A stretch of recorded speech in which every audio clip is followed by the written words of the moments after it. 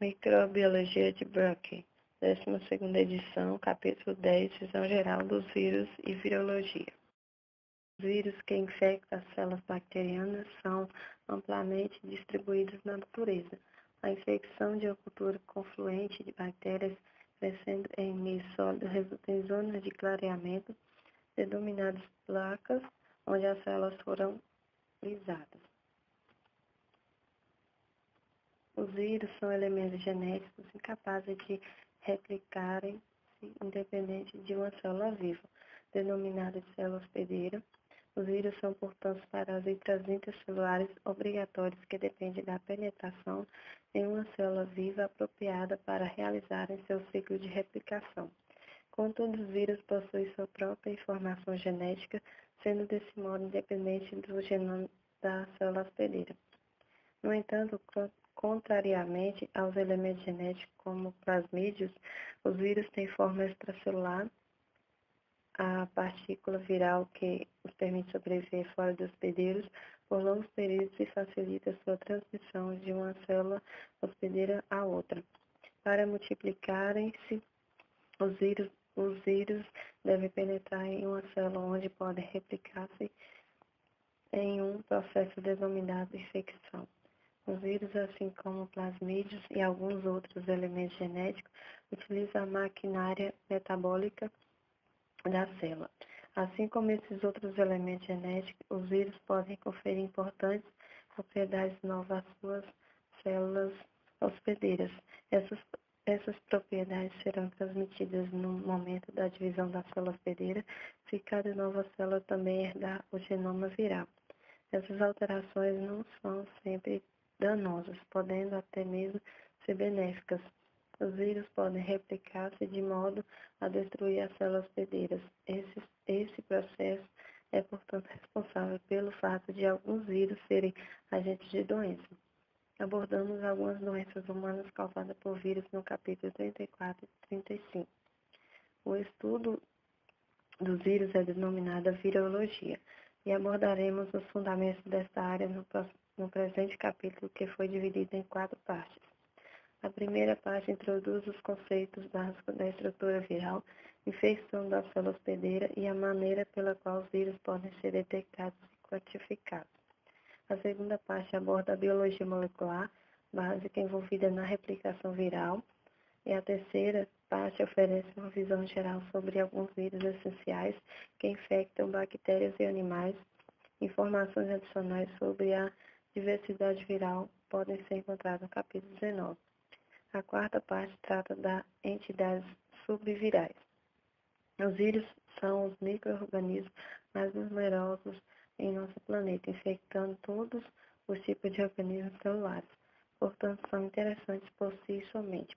No entanto, cientistas também estudam os vírus devido a informações que eles podem fornecer em relação à genética e à bioquímica dos seres celulares. E no caso de algum, eles ao desenvolvimento de doenças. Além disso, como veremos no capítulo 11 e 12, os vírus também são importantes ferramentas no campo da genética, microbianas e engenharia genética. Primeiro, estrutura e crescimento viral. 10.1. Propriedades gerais do vírus. Embora os vírus não sejam células e, portanto, sejam não vivos, eles possuem um genoma que codifica a informação necessária à sua replicação. No entanto, os vírus dependem da célula hospedeira para a obtenção da energia e dos compostos necessários à replicação de seu genoma e à síntese de suas proteínas. Consequentemente, eles são incapazes de replicarem, exceto quando penetram as células hospedeiras adequadas. Os vírus podem existir na forma extra ou intracelular. No estado extracelular, um vírus é uma partícula microscópica contendo ácido nucleico envolto por proteína e, ocasionalmente, dependendo do tipo de vírus, outras macromoléculas. Dessa forma, a partícula viral denominada vírus é metabolicamente inerte, não realizando as funções de respiração ou biossíntese. O vírus é a estrutura a partir da qual o genoma viral é transferido da célula onde foi produzido para outra célula. Uma vez interior de uma nova célula, o estado intracelular é iniciado e o vírus é replicado. Novas cópias do genoma viral são produzidas e componentes que formam o envoltório viral são sintetizados. Determinados vírus de animais, como os vírus da poliomielite e os vírus sinciciais respiratórios, podem dispensar o estágio intracelular ao deslocar-se de uma célula a outra, no interior do mesmo organismo. Em vez disso, mediam a fusão de células infectadas com células não infectadas, transferindo os vírus desse modo. Contudo, ao serem transferidos de um organismo a outro, elas têm forma verdadeiramente extracelular. Os genomas virais são bastante diminutos, codificando principalmente as funções que não são realizadas pelas células hospedeiras. Assim, durante a replicação intracelular, os vírus dependem essencialmente de componentes extracelulares,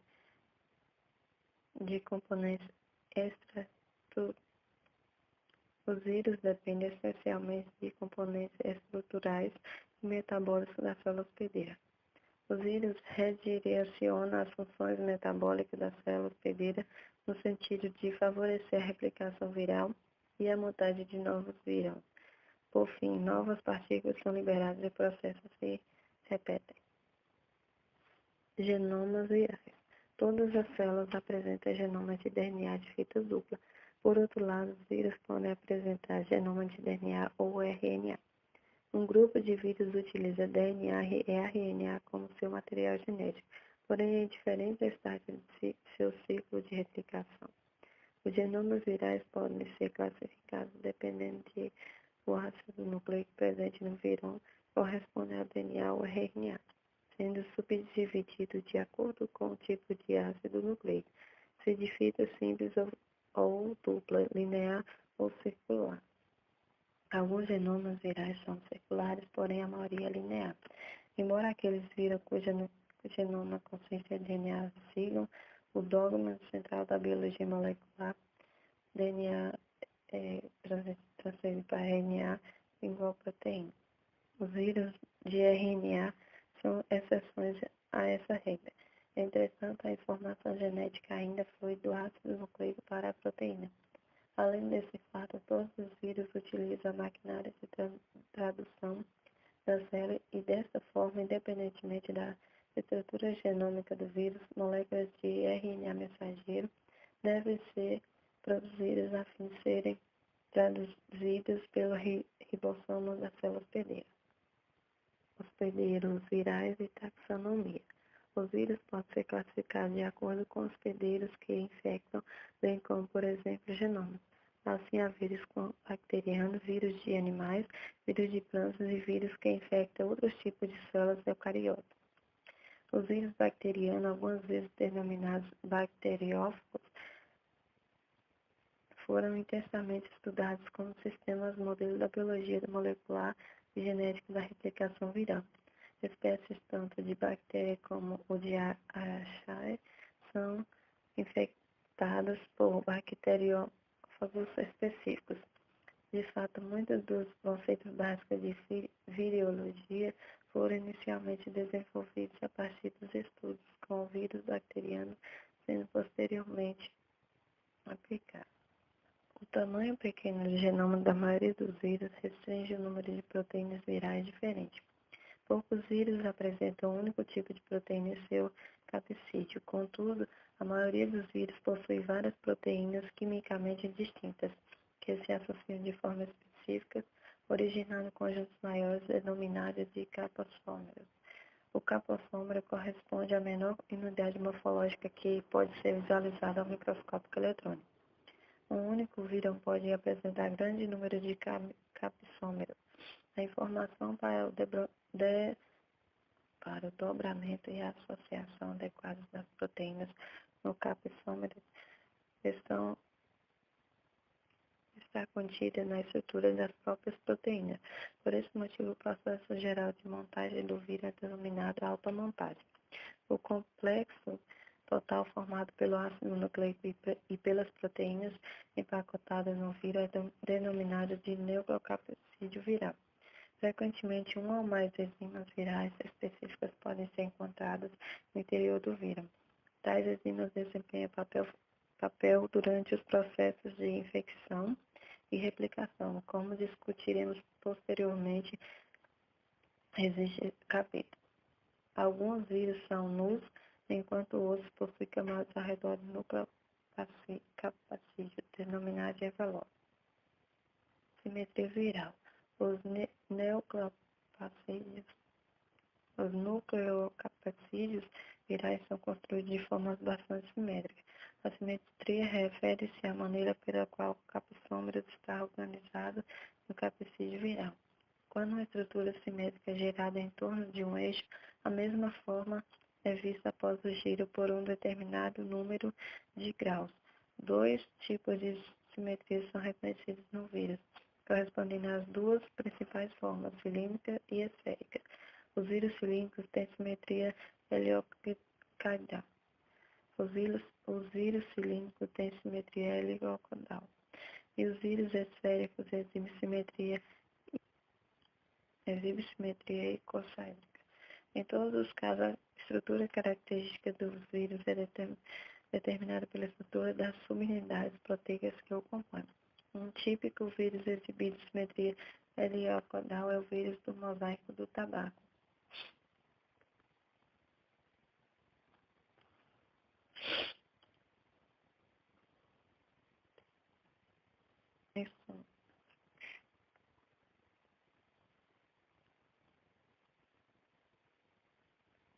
As dimensões totais do vírus TMV são de 18 vezes 300 nm. O comprimento dos vírus helicoidais é determinado pelo comprimento do ácido nucleico, enquanto a largura do vírus helicoidal é determinada pelo tamanho e empacotamento das subunidades proteicas. Um icossaedro é uma estrutura simétrica contendo 20 faces e 12 vestes de morfologia ligeiramente esférica. A simetria icossaédrica corresponde ao arranjo mais eficiente de subunidades em um envoltório fechado, pois utiliza o menor número de unidades para construí-lo. O arranjo mais simples de cabeçômeros corresponde a 3 por faces com um total de 60 unidades por vírus. A maioria dos vírus possui a quantidade de ácido nucleico maior do que é possível de ser empacotado em um envoltório composto por apenas 60 unidades morfológicas. A próxima estrutura que permite o empacotamento contém 180 unidades, com muitos vírus possuem envoltórios com essa configuração. Outras configurações comuns envolvem 240 unidades e 420. A figura 10.4 apresenta um modelo de icossaédrico. A figura 10.4 ilustra o mesmo icossaedro visualizado a partir de 3 ângulos diferentes para ilustrar sua complexa simetria. Os eixos de simetria dividem o icossaedro em segmentos 5, 3 ou 2, de tamanho de formas idênticas. A figura 10.4 apresenta uma micrografia eletrônica de um típico vírus icossaédrico, o papilomavírus de humano. Esse vírus contém 360 unidades morfológicas reunidas em grupos de 5 unidades. A figura 10.4d ilustra um modelo computacional do mesmo vírus, em que os agrupamentos de 5 unidades são mais facilmente visualizados. Vírus envelopados. Os vírus envelopados possuem a membrana circundando os neocapsídeos. Muitos vírus são envelopados e a maioria infecta células animais. Embora alguns vírus envelopados de bactérias e de plantas sejam também conhecidos. O envelope viral é uma bicamada lipídica contendo proteínas, geralmente glicoproteínas. Os lipídios da membrana viral são derivados das membranas da célula hospedeira, enquanto as proteínas da membrana viral são codificadas pelos genes virais. As proteínas específicas dos vírus são críticas para a adesão do vírus. A célula hospedeira durante a infecção para a liberação do vírus a partir da célula hospedeira após a replicação. maioria dos vírus envelopados não é expresso pelo vírus como um todo, mas pelo núcleo capsídeo presente no interior do envelope viral. Qual seria a função do envelope em uma partícula viral? Essa questão será discutida em detalhes posteriormente. Porém, observe que o envelope corresponde ao componente estrutural da partícula viral responsável pelo contato inicial com a célula hospedeira. Desse modo, a especificidade da infecção viral, alguns aspectos da penetração do vírus são controlados, em parte, pelas características dos envelopes virais. Vírus complexos. Alguns vírus são ainda mais complexos que qualquer aspecto discutido até o momento, sendo composta por várias partes, cada qual com formas distintas. Os vírus mais complexos em termos estruturais são alguns dos vírus bacterianos, que possuem a cabeça costaédrica e caudas helicoidais. Em alguns vírus bacterianos, tal como bacteriófago T.4 Escherichia coli, a própria cauda exibe uma estrutura complexa.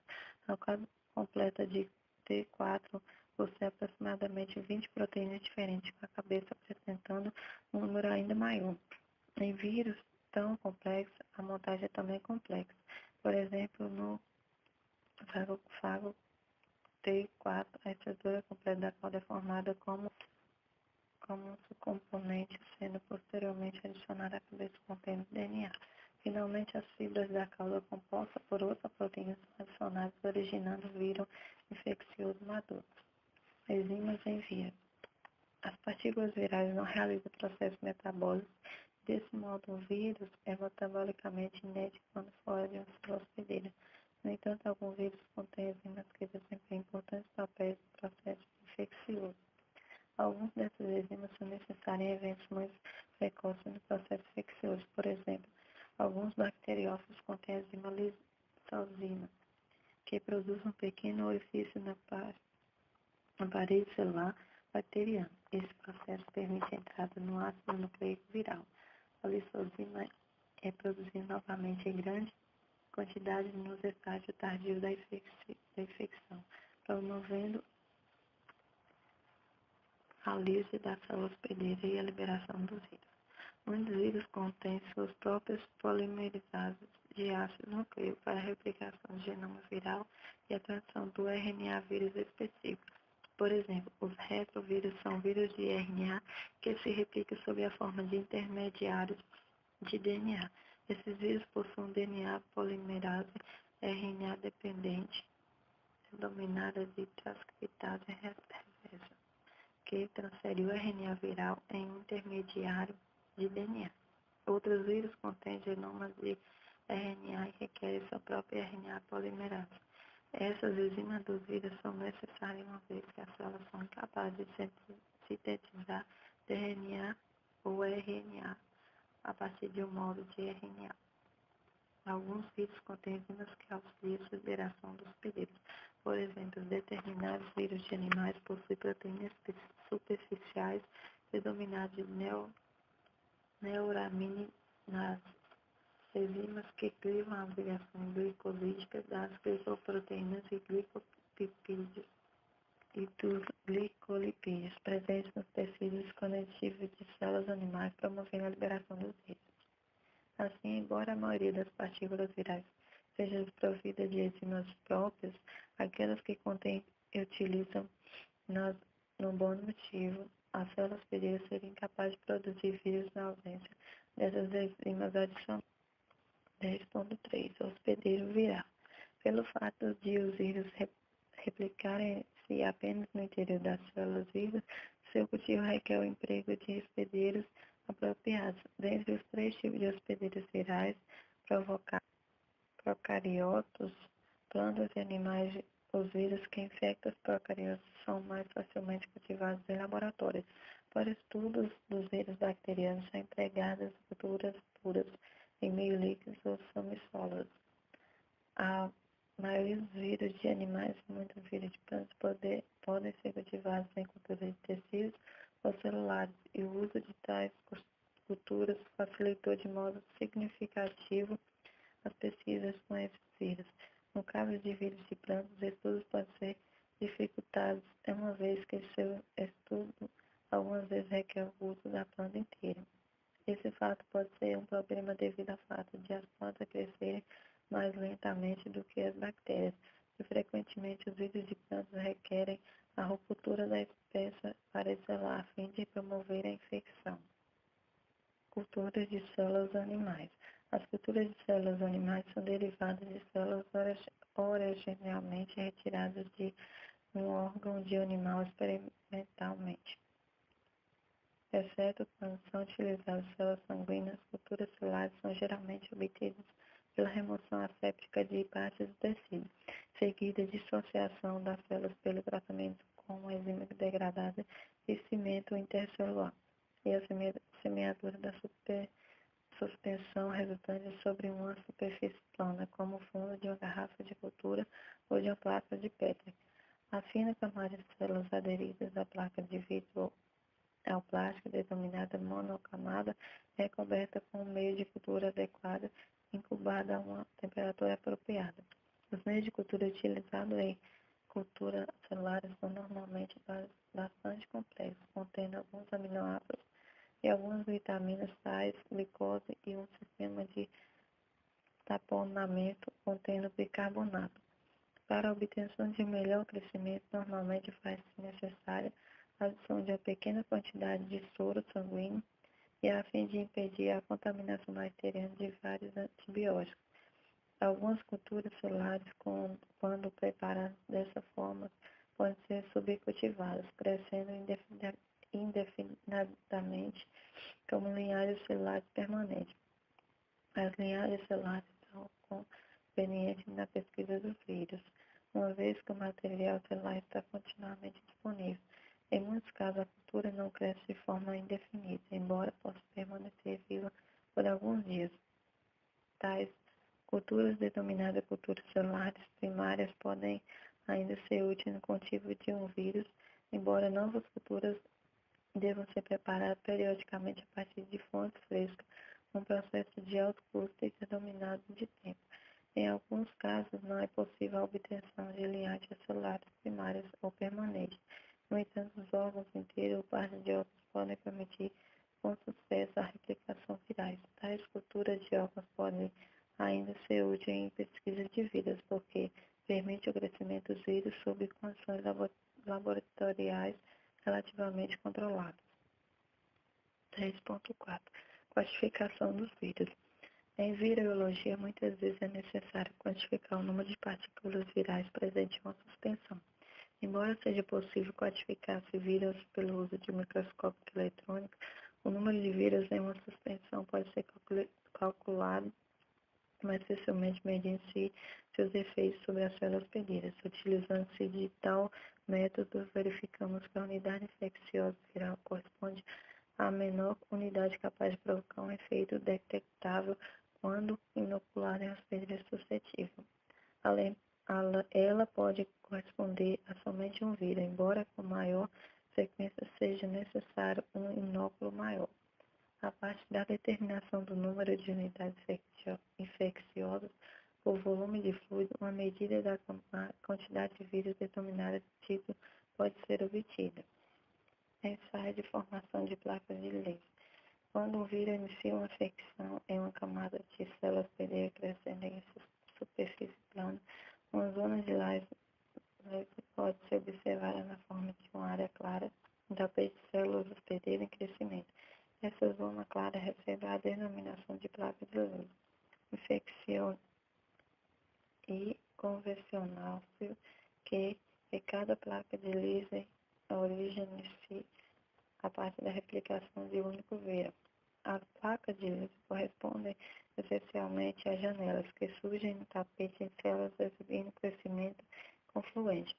Em caso de bacteriófagos, as placas de Lesch podem ser obtidas quando partículas virais são misturadas a uma fina camada de bactérias hospedeiras, espalhada na forma de uma sobrecamada de ácar na superfície de um meio de cultura sólida. Durante a incubação da cultura, as bactérias crescem originando a camada tufa visível a olho nu. No entanto, em todas as regiões onde a infecção viral tenha sido iniciada com sucesso, ocorrerá a lase das células, resultando na forma de placa de lase. Contando-se o número de unidades formadoras de placas de lase, é possível calcular o número de unidades virais infecciosas presentes na amostra inicial. O ensaio de formação de placas virais permite também o isolamento de linhagens virais puras. Isso porque se a placa de lase originou-se a partir de um único vírus, todos os vírus nessa placa devem ser geneticamente idênticos. Alguns dos vírus da placa podem ser coletados e inoculados em uma nova bactéria fresca, obtendo-se uma linhagem viral pura. O desenvolvimento do ensaio de formação de placas virais foi importante para o avanço da virologia, da mesma forma que o desenvolvimento de meios sólidos foi significativo para a microbiologia de culturas puras. As placas de lase podem ser obtidas com vírus de animais, utilizando-se culturas de células de animais como hospedeiras. Uma monocamada de células animais em cultura é preparada em uma placa ou garrafa plana, a qual a suspensão viral é sobreposta. As placas de lase são relativamente comuns na distribuição das células animais e a partir do número de placas originadas é possível estimar o título viral. Eficiência de plaqueamento. O conceito de eficiência de plaqueamento é importante para a virologia quantitativa. Em um dos dados do sistema viral, o número de unidades formadoras de placas de lase é sempre inferior às contagens da suspensão viral realizada ao microscópio eletrônico. Assim, a eficiência com que os vírus infectam as células hospedeira raramente alcança 100%, podendo muitas vezes ser consideravelmente menor. Os vírus que não causam infecção são frequentemente inativos, embora em algumas situações este não seja o caso. Alguns vírus originam muitas partículas virais incompletas durante a infecção.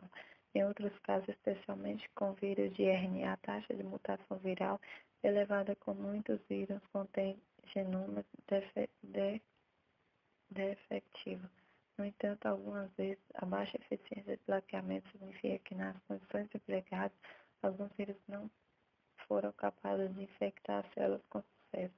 Embora no caso de vírus bacterianos, a eficiência de plaqueamento geralmente seja superior a 100% no caso de vírus de animais, ela pode ser inferior de 0,1 a 1%. O conhecimento da eficiência de plaqueamento é útil no cultivo de vírus, uma vez que permite estimar a concentração necessária de uma suspensão viral, isto é, seu tipo, a fim de originar um número determinado de placas de lase. Métodos que empregam animais intactos. Alguns vírus não causam efeitos reconhecíveis em culturas celulares, embora levem o animal à morte. Em tais casos, a quantificação pode ser realizada somente pela titulação dos animais infectados. O procedimento geral consiste na realização de diluições seriadas de amostra viral, geralmente por meio de diluições decimais, seguida da inoculação da amostra de cada diluição de diversos animais sensíveis. Após um período de incubação adequada, a fração de animais mortos e vivos para cada diluição é tabulada, sendo realizado o cálculo no ponto final de diluição. Ela corresponde à diluição em que, por exemplo, metade dos animais inoculados morrem. Embora o método utilizado em animais inteiros seja mais trabalhoso e menos preciso que os métodos de culturas celulares, elas podem ser fiel a certos tipos de vírus. 10.5 Características gerais da replicação viral. Para um vírus replicar-se, ele deve induzir a célula hospedeira viva a sintetizar todos os componentes essenciais necessários à produção de mais vírus. Esses componentes devem, então, ser organizados em novos vírus que escapam da célula. A célula da replicação viral pode ser dividida em 5 etapas. Ligação, absorção do vírus a uma célula hospedeira suscetível. 2. Penetração, entrada e injeção do vírus, seu ácido nucleico na célula. 3. Síntese de ácido nucleico e proteínas virais pelo metabolismo da célula, de acordo com o redirecionamento determinado pelo vírus. 4. Montagem dos capsídeos e dos componentes de membrana no caso de vírus envelopados. Empacotamento de genoma viral em novos vírus. O processamento completo é denominado de maturação. E o 5. Liberação de vírus maduros pela célula. Esses estágios da replicação viral são listados na figura. Nos primeiros minutos após a infecção, diz que os vírus estão em fase de eclipse. Durante esse período, as partículas infecciosas não podem ser detectadas no meio de cultura. A fase de eclipse é iniciada assim que as partículas infecciosas são removidas do ambiente, devido à disfunção das células hospedeiras. Uma vez ligados, os vírus deixam de estar disponíveis para infectar outras células. Esse processo é acompanhado pela penetração do ácido nucleico viral na célula hospedeira. Se a célula infectada rompe-se nessa fase, o vírus deixa de existir como entidade infecciosa, uma vez que o genoma viral não se encontra mais no interior de seu capsídeo. A maturação é iniciada à medida que as células de ácido nucleico recém-sintetizadas se empacotadas no interior da capa proteica. Durante a fase de maturação, o título de vírus ativo no interior da célula aumenta de forma expressiva. Todavia, novas partículas virais não podem ainda ser detectadas, exceto se as células forem lisadas artificialmente a fim de promover sua liberação. Uma vez que o vírus recém-sintetizado ainda não surgir externamente à célula, os períodos de eclipse e maturação em conjunção são denominados períodos de latência. Ao final da maturação, ocorre a liberação de vírus maduros como resultado da ala celular, ou de algum processo de brotamento ou de excreção, dependendo do vírus. O número de vírus liberados, denominado tamanho da população liberada, depende do vírus e do hospedeiro em partículas, podendo variar de alguns poucos a milhares. A duração de um ciclo completo de replicação varia de 20 a 60 minutos, caso de muitos vírus bacterianos, a 8 a 40 horas para a maioria dos vírus de animais. Pelo fato de a liberação do vírus ocorrer de forma relativamente simultânea, a replicação viral é normalmente caracterizada por uma curva de crescimento em etapa única. Nas próximas duas sessões, consideramos algumas das principais etapas do ciclo de replicação viral em maiores detalhes. 3.6. Ligação e penetração viral. Nessa sessão, enfocaremos a ligação e a penetração viral às primeiras etapas da replicação. Além disso, abordaremos o mecanismo pelo qual algumas bactérias reagem à penetração do DNA de bacteriófagos. Ligação. A base mais comum para o especificado de vírus em relação ao hospedeiro depende da ligação. O próprio vírus possui uma ou mais proteínas externas que interagem com componentes específicos da superfície celular, denominados receptores. Esses receptores são componentes superficiais normais da célula hospedeira, como proteína, carboidratos, glicoproteína, lipídio, lipoproteína ou complexos destes, a quais os vírus se ligam. Os receptores realizam funções normais da célula. Por exemplo, o receptor para o bacteriófago T1 é uma proteína captadora de ferro, enquanto o receptor de bacteriófago Lambda normalmente está envolvido na captação de maltose. Os receptores de vírus de animais podem incluir macromoléculas necessárias ao contato intercelular ou pelo sistema imune. Por exemplo, os receptores do vírus são poliomielite ou do HIV são normalmente utilizados em interações entre as células humanas. Na ausência de seu receptor específico, o vírus não é capaz de dissolver, portanto não causa infecção. Além disso, quando o sítio receptor é modificado, por exemplo, por mutação, o hospedeiro pode tornar-se resistente à infecção viral. No entanto, mutantes do vírus podem adquirir a capacidade de serem adsorvidos aos hospedeiros anteriormente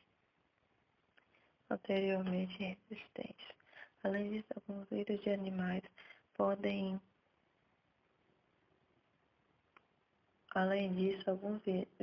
animais podem ser capazes de utilizar mais de um receptor, de modo que a perda deles não impede necessariamente a ligação. Assim, a variedade de hospedeiros de um vírus em particular é denominada em parte pela disponibilidade de um receptor adequado que o vírus seja capaz de reconhecer. Em organismo multicelular, essas células de diferentes tecidos ou órgãos frequentemente expressam proteínas distintas em superfícies. Consequentemente, os vírus que infectam animais infectam apenas células de determinados tecidos. Por exemplo, muitos vírus que provocam tosse e resfriado infectam somente as células do trato respiratório superior. Penetração. A ligação de um vírus às suas células hospedeiro promove alterações tanto no vírus como na superfície celular, as quais resultam em sua penetração. O vírus deve replicar-se no interior das células. Desse modo, pelo menos o genoma viral deve ser capaz de penetrar na célula. No entanto, conforme mencionado, para que alguns vírus se repliquem, certas proteínas devem também penetrar na célula. Da célula hospedeira. É importante ressaltar que a ligação e mesmo a penetração em uma ligação afetiva não leva à replicação viral. Caso a informação contida no genoma viral não possa ser decodificada, uma célula que permite o ciclo completo de replicação de vírus é referida como permissiva para aquele vírus. Vírus distintos apresentam diferentes estratégias para a penetração. Alguns vírus envelopados de animais são desnudados na membrana citoplasmática, liberando o conteúdo do vírus no citoplasma. No entanto, no caso de vírus nus de animais e muitos vírus envelopados de animais, o vírus inteiro penetra na célula por endocitose. Em tais casos, o vírus deve ser desnudado no interior das células hospedeira de forma que o genoma seja exposto e a replicação possa ser realizada. Alguns vírus envelopados sofrem desnudamento no citoplasma, enquanto outros desnudamentos ocorrem na membrana nuclear. Ligação e penetração de bacteriófagos apresentando cauda. Células apresentando parecilar com a maioria das bactérias são infectadas de maneira diferente de células animais, as quais não apresentam essas estruturas. Os mecanismos de penetração mais complexos foram observados em vírus que infectam bactérias. O bacteriófago T4, que infecta Escherichia coli, é um bom exemplo. A estrutura do bacteriófago T4 foi ilustrada na figura 10.5d.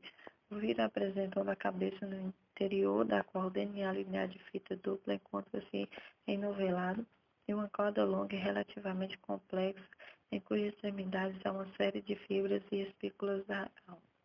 Os vírus inicialmente ligam-se às células pelas fibras da cauda. As extremidades das fibras interagem especificamente com os polissacarídeos encontrados na membrana externa do envelope celular gram-negativo. Em seguida, essas fibras da cauda sofrem retração, proporcionando o contato entre a cerne da cauda e a parede celular bacteriana por meio de uma série de espículas caudais delgadas situadas nas extremidades. A ação de uma enzima similar à lisozima promove a formação de um pequeno poro no epitelioclicano. A bainha da cauda contrai-se e o DNA viral penetra-se no interior do citoplasma, através de um orifício presente na ponta da cauda fágica, enquanto a maior parte do envoltório proteína permanece fora da célula. Restrição e modificação viral pelas células hospedeira. Os animais podem muitas vezes eliminar-se os vírus invasores por mecanismos de defesa imunológica antes que a infecção viral se dissemine, ou algumas vezes antes que o vírus penetre na célula-alvo. Além disso, os eucariontes, incluindo animais e plantas, possuem um mecanismo antiviral conhecido como RNA de interferência. Os procariontes são desprovidos desses dois tipos de defesa. No entanto, os procariontes possuem um sistema específico de destruição de DNA capaz de destruir o DNA viral de fita dupla após sua injeção. Essa destruição é realizada por endoclinases de recepção do hospedeiro, enzimas que livam o DNA viral em um ou vários locais, impedindo assim sua replicação. Esse fenômeno é denominado de restrição e é a parte de um mecanismo geral do hospedeiro que impede a invasão por ácido nucleico exógeno. Para que tal sistema seja efetivo, o hospedeiro deve possuir um mecanismo que confira proteção ao seu próprio DNA. Esse processo é realizado pela modificação específica de seu DNA no sítio de clivagem das enzimas de restrição. As enzimas de restrição são específicas para DNA de fita dupla e, desse modo, os vírus de DNA de fita simples, assim como todos os vírus de DNA, não são afetados pelo sistema de restrição. Embora o sistema de restrição do hospedeiro propicie proteção significativa, alguns vírus de DNA podem sobrepujar os mecanismos de restrição do hospedeiro pela introdução de modificações em seus próprios ácidos nucleicos, de modo que eles deixam de estar sujeitos ao ataque enzimático. Dois padrões de modificação química do DNA viral são conhecidos como glicosilação e metilação. Por exemplo, o DNA bacteriófagos T pares T2, T4, T6 podem apresentar diferentes graus de glicosilação, impedindo sua clivagem por endoclase. Muitos outros ácidos nucleicos virais são modificados por metilação, contudo que é glicolizados, que é metilados, ou ácidos nucleicos virais são modificados após a replicação de seu genoma por meio de proteínas de modificação codificadas pelo vírus. Outros vírus, como bacteriófagos T3 e T7, evitam a destruição pela enzima de restrição dos hospedeiro pela codificação de proteínas que inibem o sistema de restrição do hospedeiro para contrapor-se a esse processo. Algumas células hospedeiras possuem múltiplos sistemas de restrição e metilação, auxiliando a impedir a infecção por vírus capazes de sobrepujar somente um deles. Os hospedeiros contêm ainda outros DNA metilados, além daquelas envolvidas na apresentação contra sua própria enzima de restrição. Alguns metilados podem estar envolvidos no reparo de DNA ou na regulação gênica, enquanto outros podem conferir proteção ao DNA do hospedeiro contra enucleases exogênicos. Isso é necessário porque alguns vírus codificam o sistema de restrição próprio desenvolvidos para a destruição do DNA do hospedeiro. Desse modo, fica evidente que os vírus e os hospedeiros responderam mutuamente aos mecanismos de defesa pela evolução contínua de mecanismos visando aumentar suas possibilidades de infecção ou de sobrevivência respectivamente. 10.7. Produção de ácido nucleico e proteínas virais. Uma vez que um hospedeiro foi infectado, novas cópias do genoma viral devem ser produzidas, assim como proteínas específicas do vírus devem ser sintetizadas para que o vírus se replique. Normalmente, a produção de pelo menos algumas das proteínas virais é iniciada logo após a entrada do genoma viral na célula.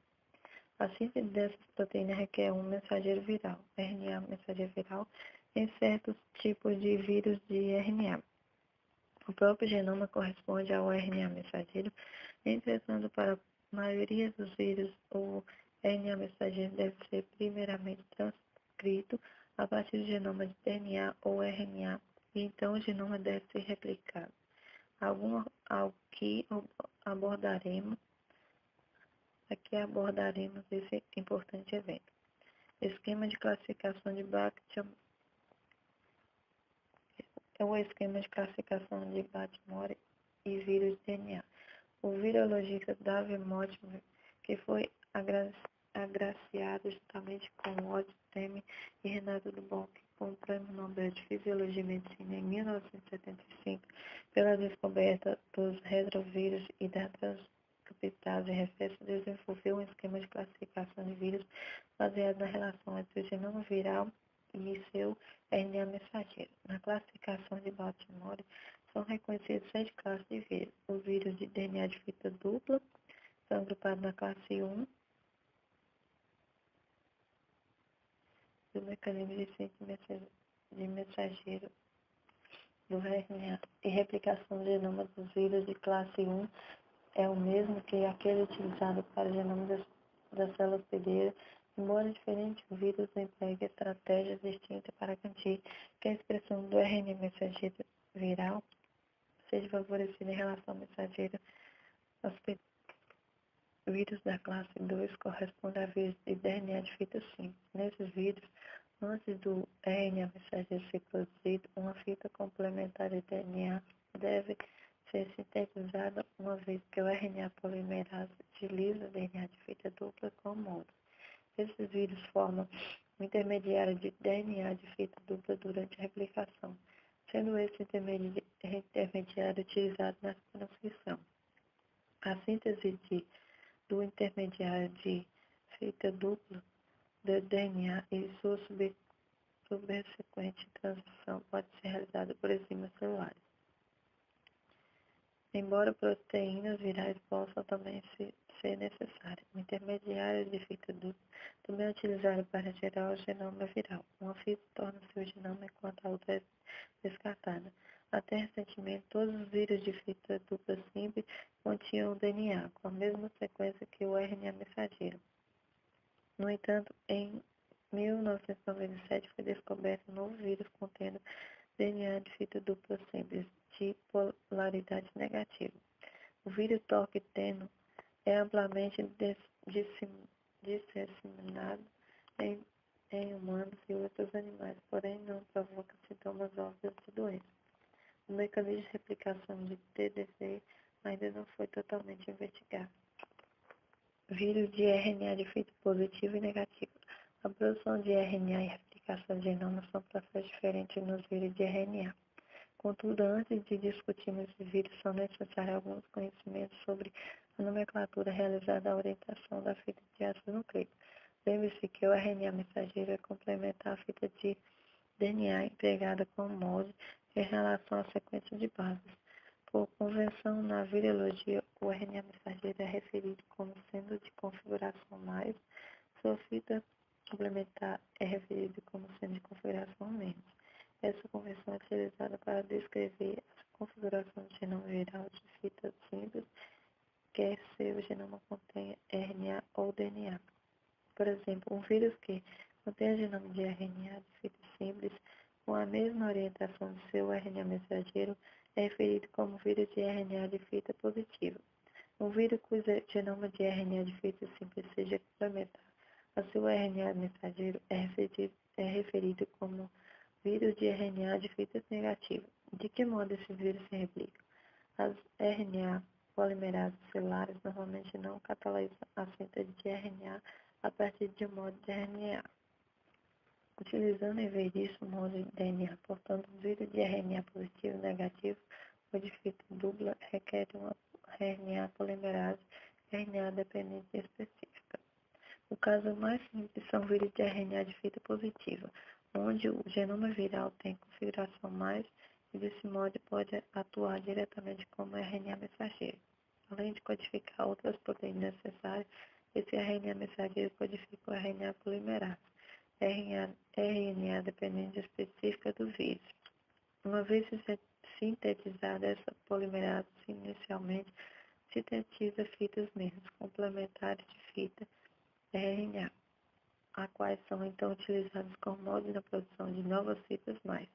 As fitas mais sintetizadas são traduzidas como RNA mensageiro ou impactadas como genoma dos vírus recém-sintetizados.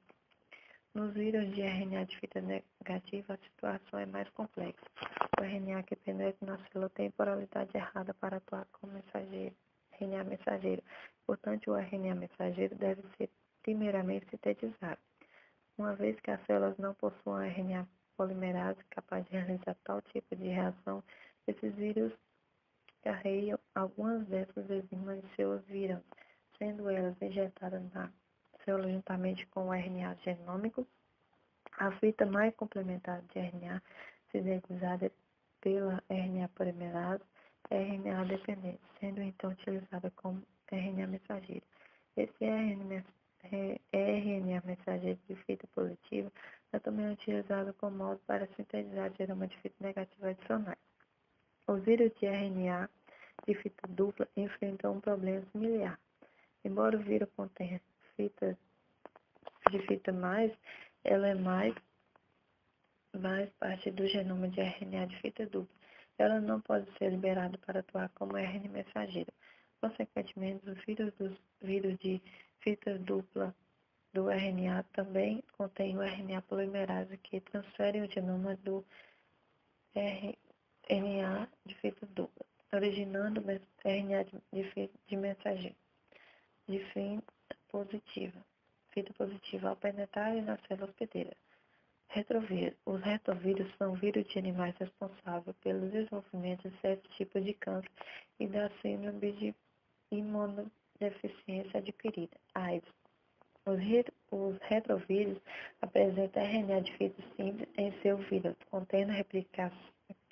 contudo, replicam-se empregando intermediários de fita dupla de DNA. O processo pelo qual a informação contida no RNA é convertida em DNA é denominado transcrição reversa. E dessa forma, tais vírus precisam de uma enzima denominada transcriptase reversa. Embora o RNA do retrovírus seja de fita mais, ela não é empregada como mensageiro, por isso esses vírus devem apresentar transcriptase reversa em seu virão.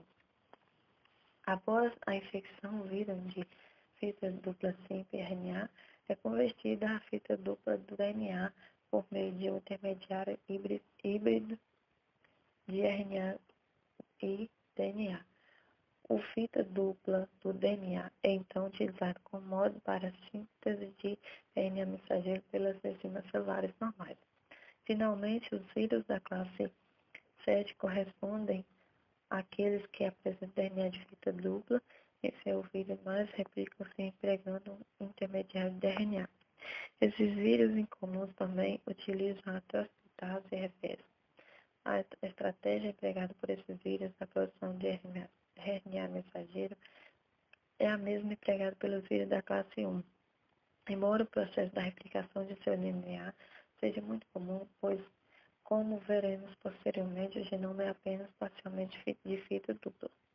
Embora aparentemente o esquema de Baltimore englobe todas as possibilidades de exceções, por exemplo, ambivírus contém genoma de RNA de fita simples, no qual metade está orientação mais e a outra metade da configuração menos.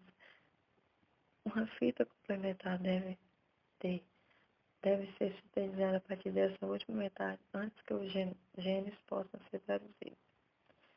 A evolução claramente levou à diversidade dos genomas virais ao seu limite. Proteínas virais. Uma vez que o RNA mensageiro tenha sido produzido, as proteínas virais podem ser sintetizadas. Essas proteínas podem ser agrupadas em duas categorias amplas. Primeiro, proteínas sintetizadas logo após a infecção, denominadas proteínas precoces, necessária à replicação do ácido nucleico viral. E a 2, que é a proteína sintetizada posteriormente, denominada proteínas tardias, que incluem as proteínas de capa viral. De maneira geral, tanto o tempo de aparecimento como a quantidade de proteínas virais são altamente regulados. As proteínas precoces são enzimas que atuam cataliticamente e, portanto, sintetizadas em menor quantidade. Por outro lado, as proteínas tardias correspondem normalmente a componentes estruturais do vírus sendo produzidas em quantidades bastante superiores. A infecção viral altera os mecanismos regulatórios do hospedeiro, uma vez que há uma acentuada superprodução de ácido nucleico e proteínas virais na célula afetada. Em alguns casos, a infecção viral promove a interrupção total da síntese de macromoléculas no hospedeiro, enquanto em outras a síntese prossegue concomitantemente a síntese de produtos virais. Em ambos os casos, a regulação da síntese viral encontra-se sob o controle do vírus, em vez da célula hospedeira.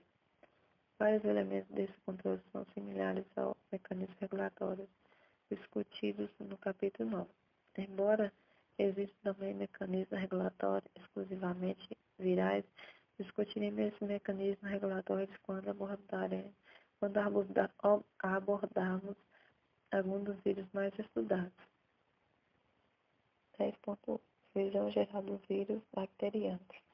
Os bacteriófagos exibem grande diversidade, sendo ilustrado na figura 10.12.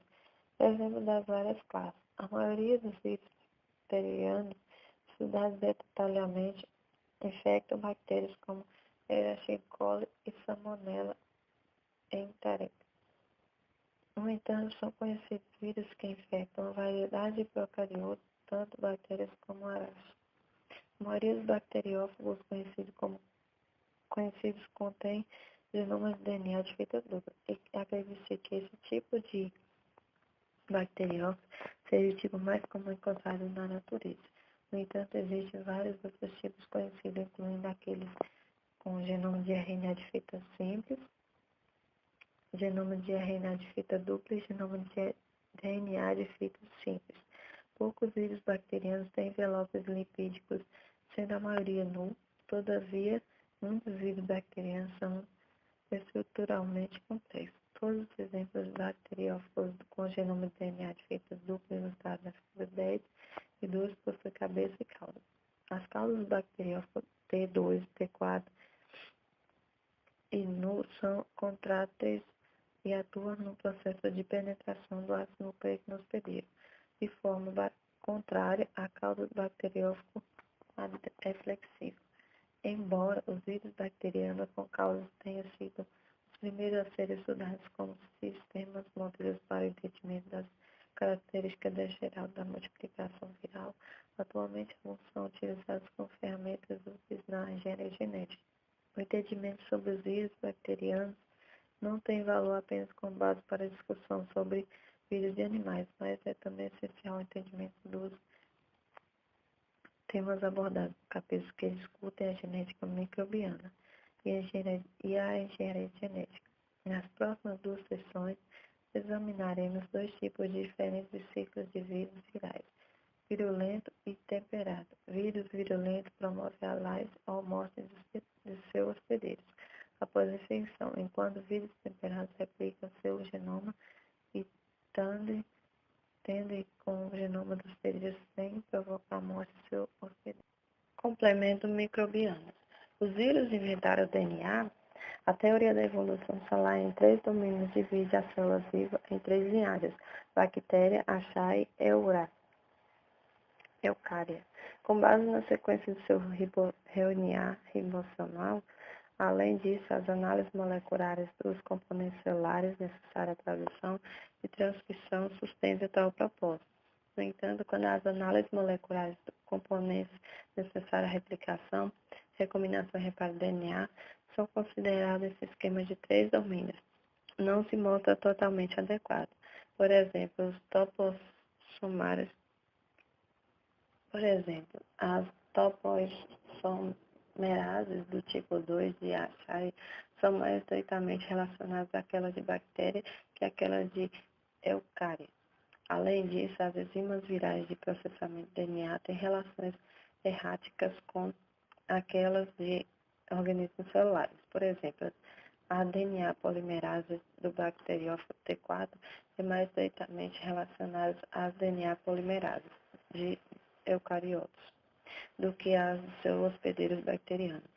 Outro problema importante em relação à evolução microbiana é o posicionamento dos vírus na árvore universal da vida.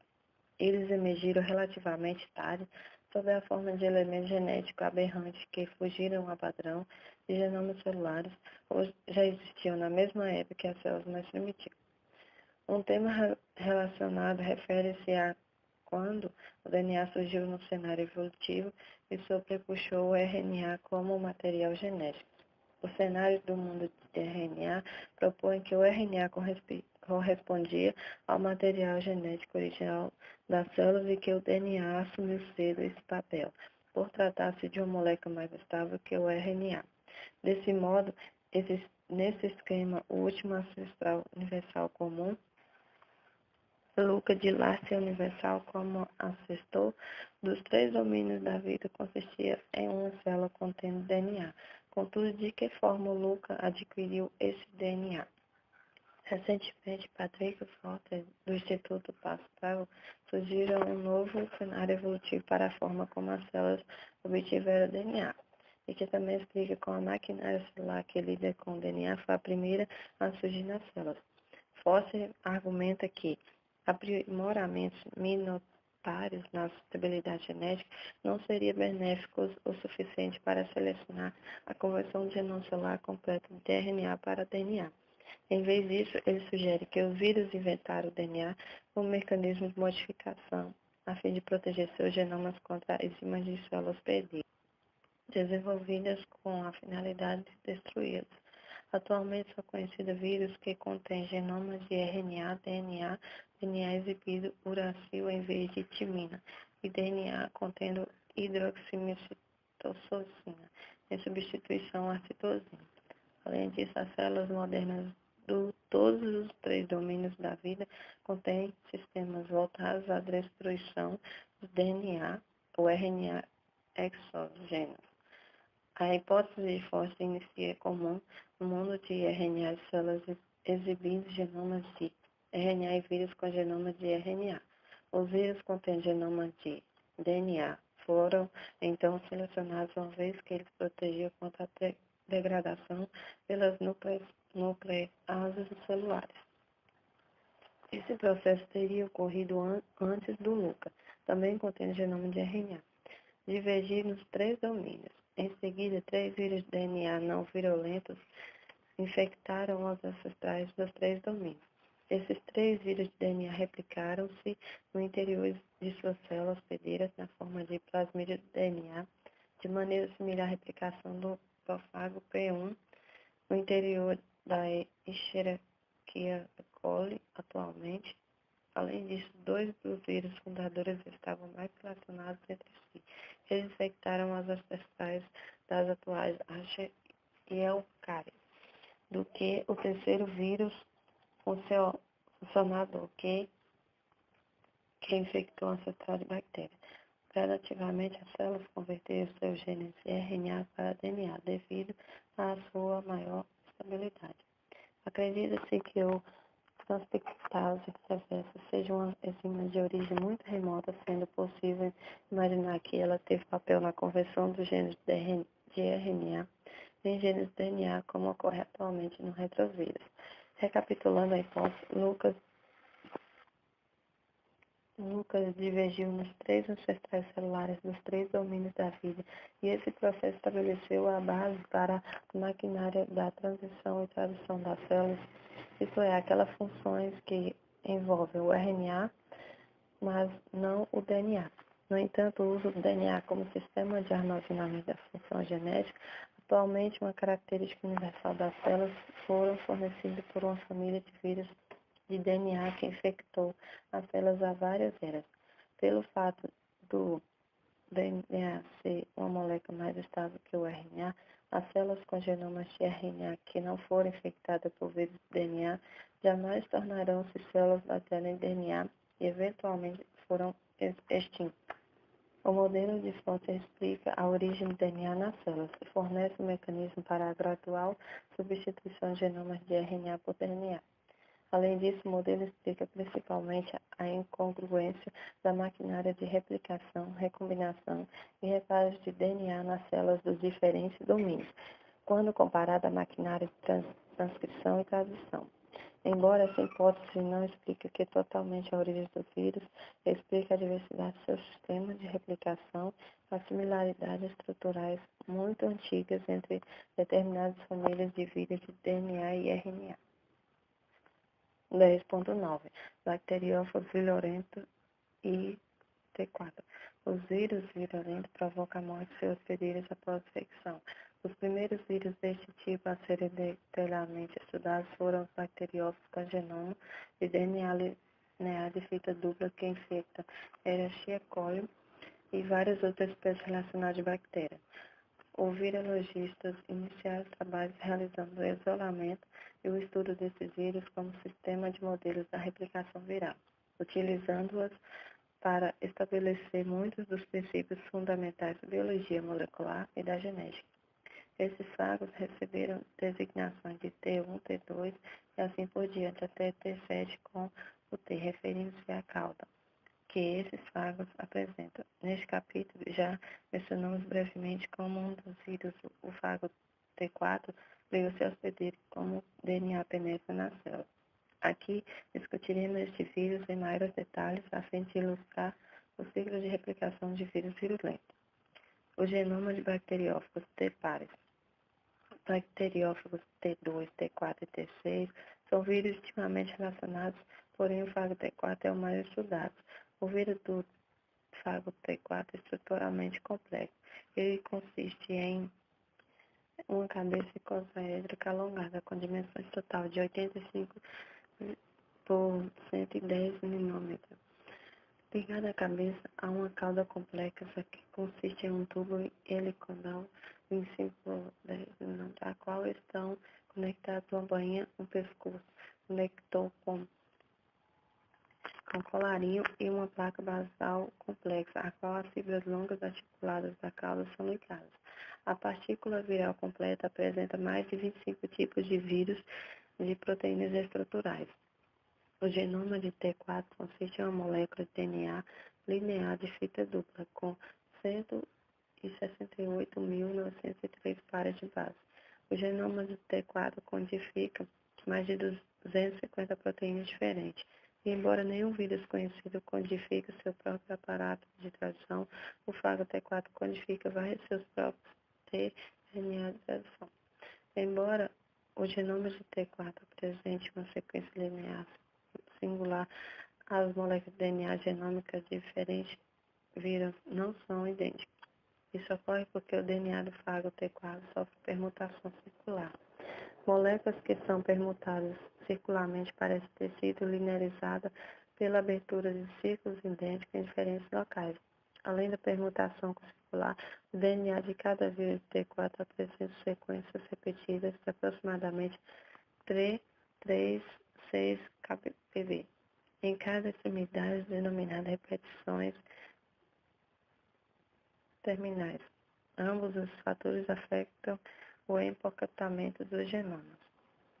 O DNA de T4 com redundância terminal, que infecta uma única célula hospedeira, é primeiramente replicado com uma unidade e, em seguida, várias unidades genômicas são recombinadas em suas extremidades, originando uma longa molécula de DNA denominada de concatenamento. Durante o empacotamento do DNA de T4, o DNA não é privado em uma sequência específica. Em vez disso, em segmento de DNA longo o suficiente para preencher uma cabeça do fago privada do concatenamento, uma vez que a cabeça do fago T4 comporta um DNA de tamanho ligeiramente maior do que o genoma. Esse mecanismo de preenchimento da cabeça leva à permutação circular e à redundância terminal. O DNA de T4 contém a base modificada em um lugar de citosina. Esses resíduos são glicolizados e o DNA contém essa modificação resistente a virtualmente todas as enzimas de restrição conhecidas.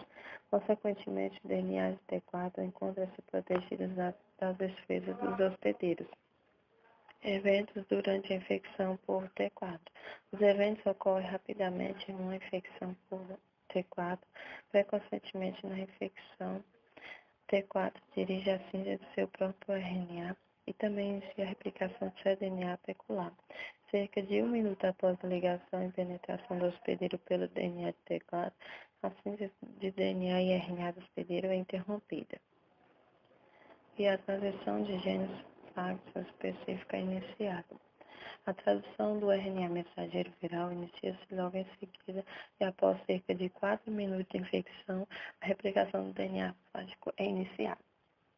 O genoma de T4 pode ser dividido em 3 regiões, que codificam as proteínas precoces, proteínas intermediárias e proteínas tardias, respectivamente. As proteínas precoces intermediárias correspondem principalmente às enzimas necessárias à replicação e transcrição do DNA, enquanto as proteínas tardias correspondem às proteínas da cabeça e da cauda, e as enzimas requeridas para a liberação das partículas fágicas maduras da célula. O tempo de duração dos eventos que ocorre durante a infecção por T4 é representado na figura 10.15. Embora T4 possui um genoma muito longo para o vírus, ele não codifica sua própria RNA polimerase.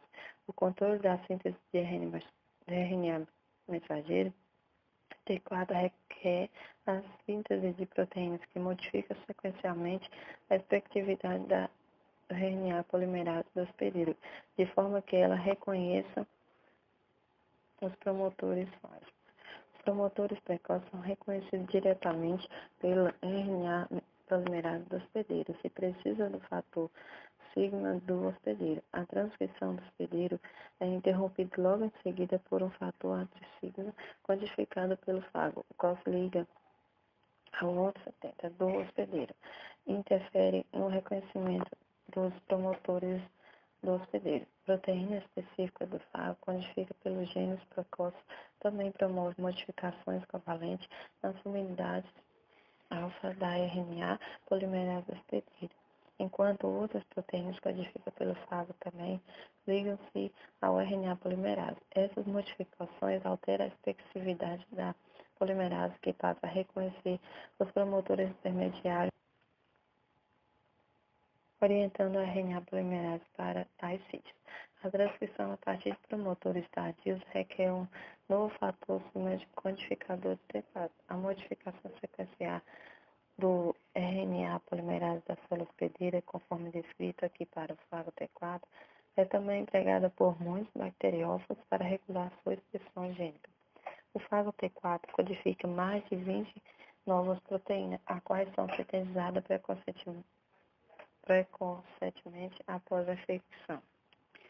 Elas incluem enzimas envolvidas na síntese da base comum 5-hidroxicitosina e a glicosilação, além de um enzima que degrada o precursor do DNA normal, a desoxitinina trisfosfato.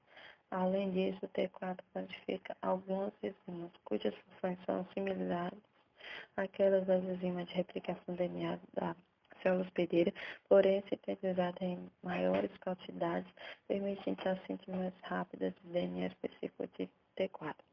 Proteínas precoces adicionadas inclui aquelas envolvidas no processamento do DNA fágico recém-replicado.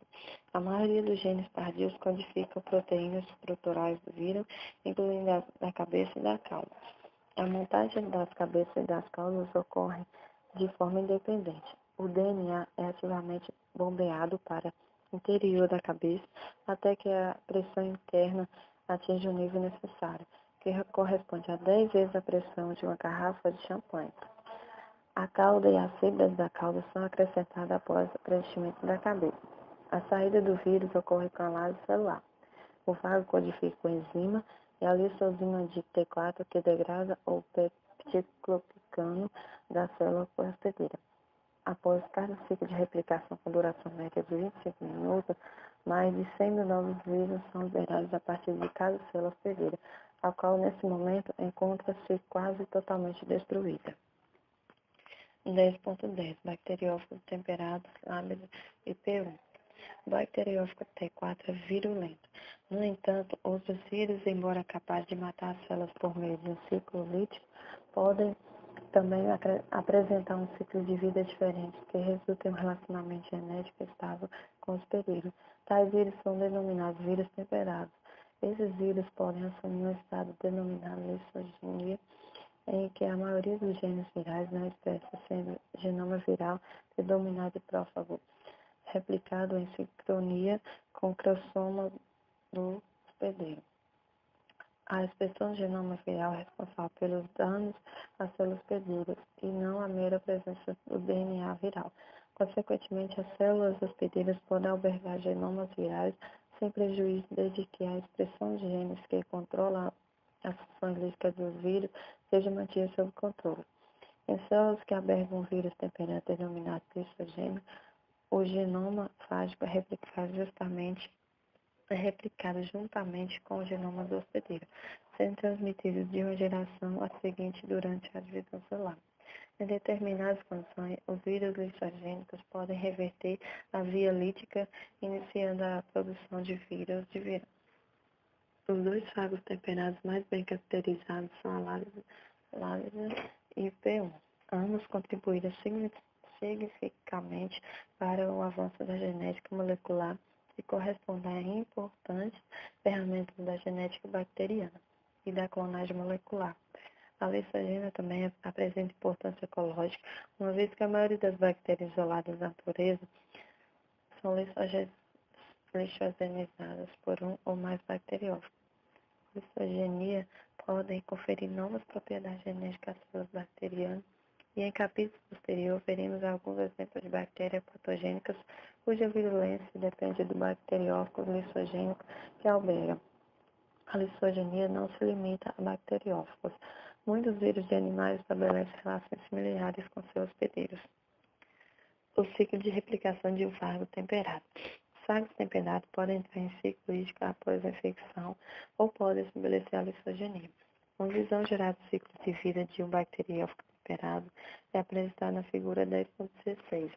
Durante a lissogenia, o vírus temperado não se encontra na forma de partícula viral no interior da célula. Em vez disso, o genoma viral encontra-se integrado ao cromossomo bacteriano ou encontra-se no citoplasma na forma de plasmídio. Em qualquer um dos casos, ele replica-se concomitantemente com a célula hospedeira, desde que os genes que ativam sua via lítica não sejam expressos. Essas formas não líticas são referidas como prófagos.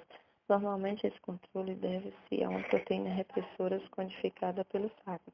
O gene codificador da proteína repressora deve ser expresso. A proteína viral repressora não controla apenas o gene crítico do profago, mas também impede a expressão dos genes de outros vírus idênticos que penetram na célula. Isso provoca a imunidade do lissogênio à infecção pelo mesmo tipo de vírus. Se a proteína repressora do fago for inativada ou de sua síntese for impedida, o profago é induzido. Novos vírus são produzidos e a célula hospedeira sofre live. Especialmente danos ao DNA da célula hospedeira induzem a via lítica. Se o vírus perde a capacidade de deixar o genoma do hospedeiro, ele torna-se vírus que estudos genômicos revelaram que muitos cromossomos bacterianos contêm sequências de DNA que em algum momento claramente pertenciam ao genoma viral. Assim, o estabelecimento e a interrupção do estado lissogênico em procariontes provavelmente corresponde a um processo dinâmico. Quando a lambda realiza o ciclo lissogênico, ela integra-se ao cromossomo de Escherichia coli, em sítio específico, conhecido como ciclo de ligação da lambda. A integração requer a presença da enzima integrase da lambda, que reconhece os sítios de ligação no fago e na bactéria, facilitando sua união. O DNA de lambda integrado replica-se juntamente com o restante de genoma do hospedeiro, sendo transmitida à progênie celular. Quando a lambda entra num ciclo lítico, sintetiza concatenômeros longos e lineares de DNA por meio de replicação por ciclo rolante. Diferente da replicação semi-conservativa, esses mecanismos são assimétricos e ocorrem em dois estágios. No primeiro estágio, onde a síntese do genoma circular de lambda é clivada. Em seguida, um novo contâmero de fita síntese é sintetizado, entregando a fita não clivada como molde. No segundo estágio, a síntese de uma segunda fita, utilizando-se contâmeros de fita simples como molde. Finalmente, o contâmero de fita dupla é clivado em segmentos de comprimento correspondentes ao genoma no citoscópio, originando extremidades corressivas. Os genomas lineares são, então, empacotados no interior da cabeça dos fagos e as caudas adicionadas. Em seguida, as células são lisadas por enzimas codificadas pelo fago. Muitos vírus de DNA e RNA, assim como alguns plasmídios, utilizam variantes da replicação por ciclo rolante. Em alguns casos, os contâmeros de fita simples são privados e empacotados. Em outros casos, a fita complementar é sintetizada antes do empacotamento, como observado em lâmina, live ou lissogenia. A ocorrência de live ou lissogenia durante a infecção de lambda depende de uma alternância genética extremamente complexa. Os elementos essenciais consistem em duas proteínas repressoras, o repressor de lambda ou proteína, e o repressor CRO. Para estabelecer a lissogenia, dois eventos devem ocorrer. A produção de proteínas tardias deve ser impedida e uma cópia do genoma da lambda deve ser integrada ao cromossomo do hospedeiro. Se ele for sintetizada, ela reprime a síntese de todas as demais proteínas codificadas por lambda, havendo estabelecimento da lissogenia. Contrariamente, CRO reprime a restrição da proteína C2 e C3, que são necessárias à manutenção da lysogenia, pela indução da síntese do repressor de lambda, assim quando o CRO é induzido em altas quantidades, lambda encontra-se comprometido com a via lítica. A degradação de C2 por uma protease das células hospedeira também é crítica. A proteína C3 lambda protege a C2 contra o ataque pelo protease e promove sua estabilização.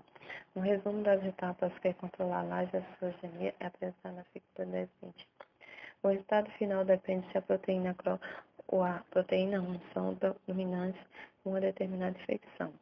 Quando codomina os eventos regulatórios, o resultado é a lyse, ao passo que a lysogenia ocorrerá quando o C1 for dominante. 10.11 Visão geral dos vírus de animais. As sessões iniciais deste capítulo dedicaram-se a propriedades gerais dos vírus, sendo os vírus de animais pouco mencionados.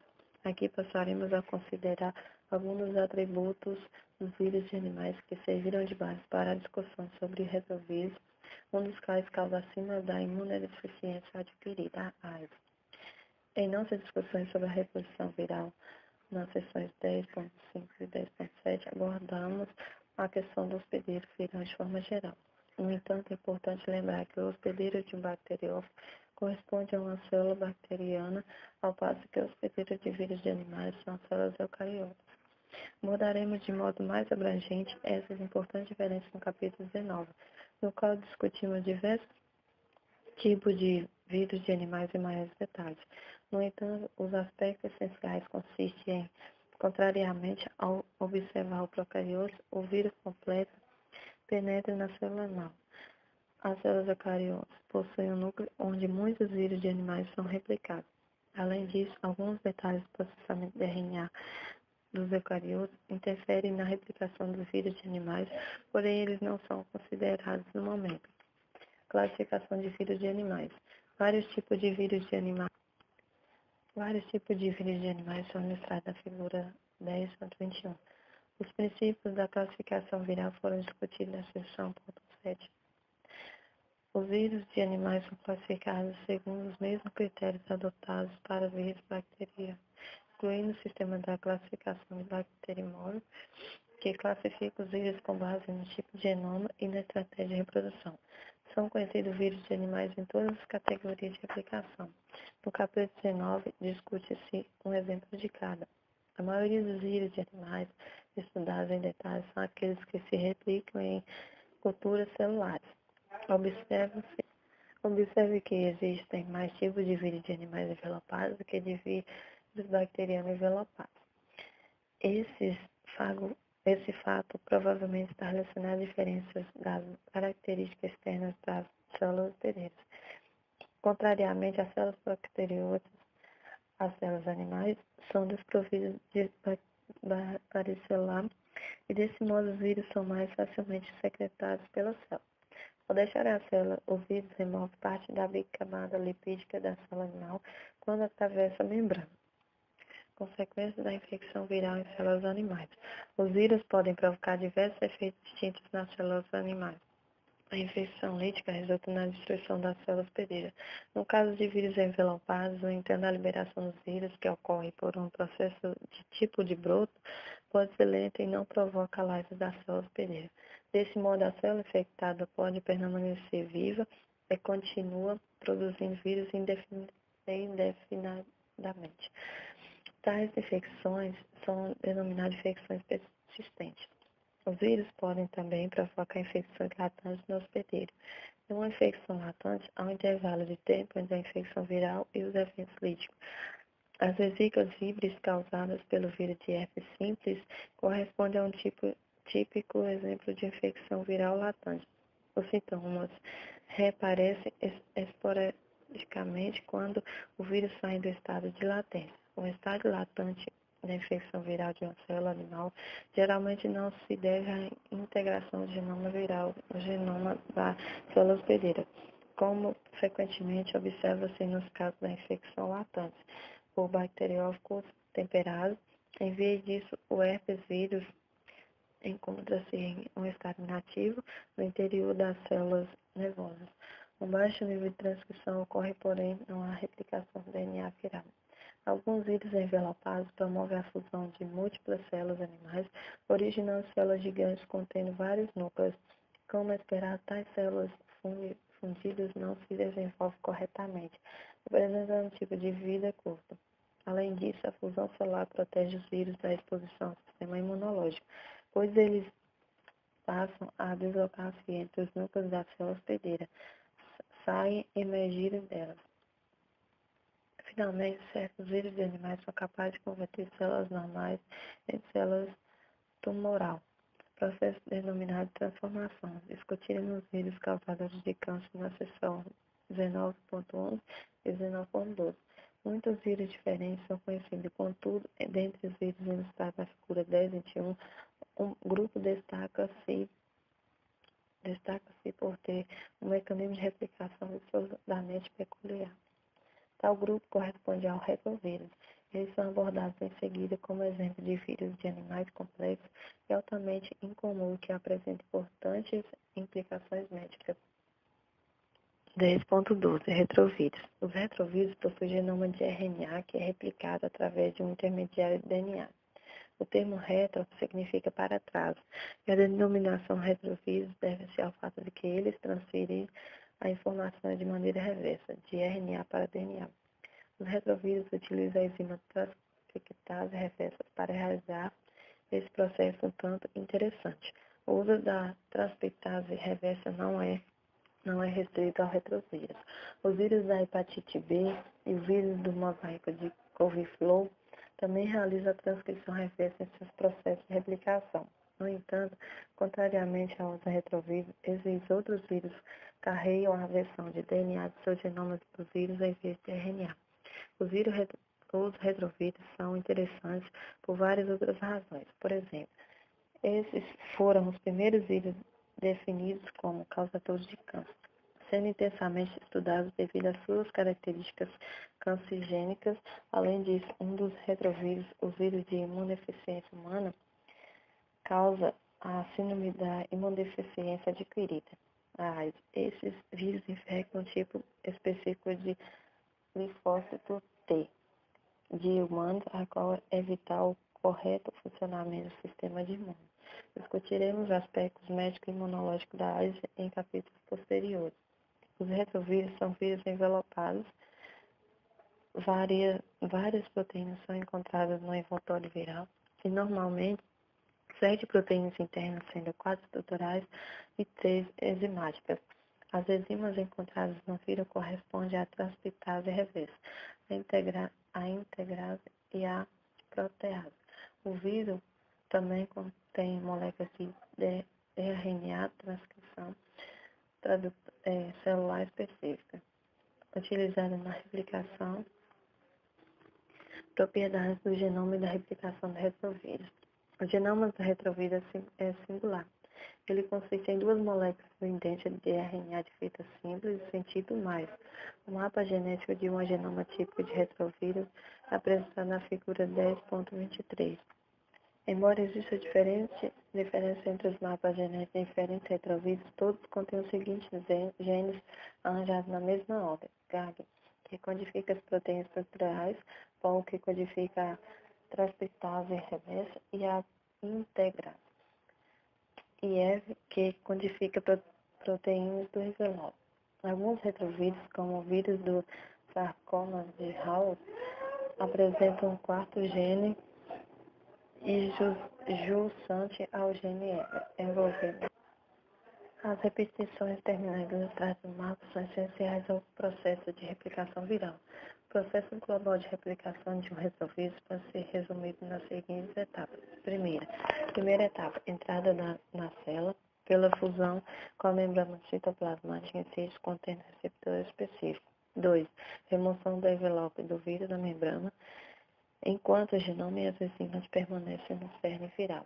3. Transcrição reversa de um dos 2 genomas de RNA em um DNA de fita simples, subsequentemente convertido pela transcriptase reversa em DNA de fita dupla linear que então penetra ao núcleo. 4. Integração do DNA retroviral no genoma do hospedeiro.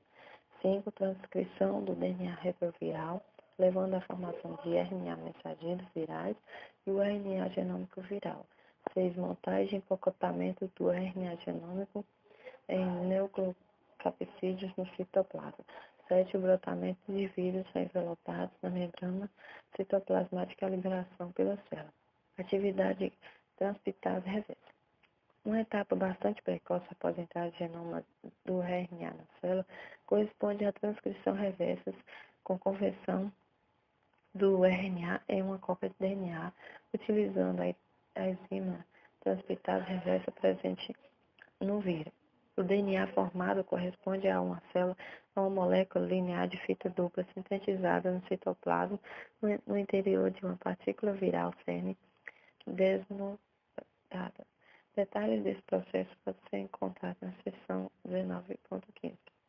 Aqui destacamos apenas que a transcriptase reversa é um tipo de DNA polimerase e, como todos os DNA polimerases, requer um iniciador.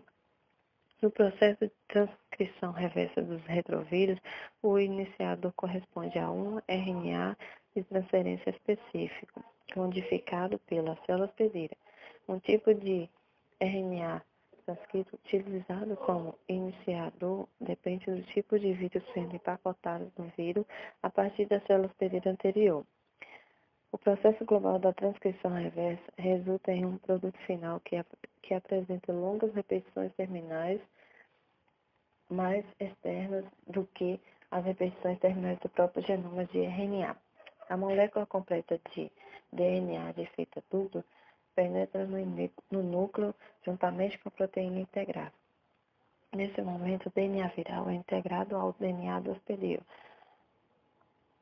As transcrições contêm promotores transcricionais fortes e participam do processo de integração.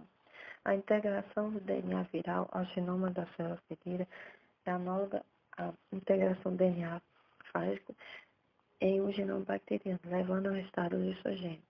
A integração do DNA viral pode ocorrer em qualquer ponto do DNA celular, uma vez integrado tal elemento genético estável que pode permanecer dessa forma indefinitivamente. Quando os promotores fosfatideiros são ativados, o DNA proviral integrado é transcrito por RNA polimerase da célula hospedeira, originando o produto. Esses produtos de RNA podem tanto ser empacotados em partículas virais, como podem ser traduzidos em proteínas virais. Algumas proteínas virais são produzidas inicialmente como grande proteína carga primária, que é clivada por ação proteolítica nas proteínas de capsídeo. Ocasionalmente pode ocorrer a leitura através de toda a região do carga, devido à inserção de um aminoácido em um código de determinação ou alteração na fase da leitura pelo ribossomo. Isso provoca a tradução de pó, o gene de transcriptase reversa, produzindo a transcriptase reversa, a qual será inserida nos vírus. Quando as proteínas estruturais do vírus encontram-se em quantidade suficiente ao nucleocapsídeo, são montadas.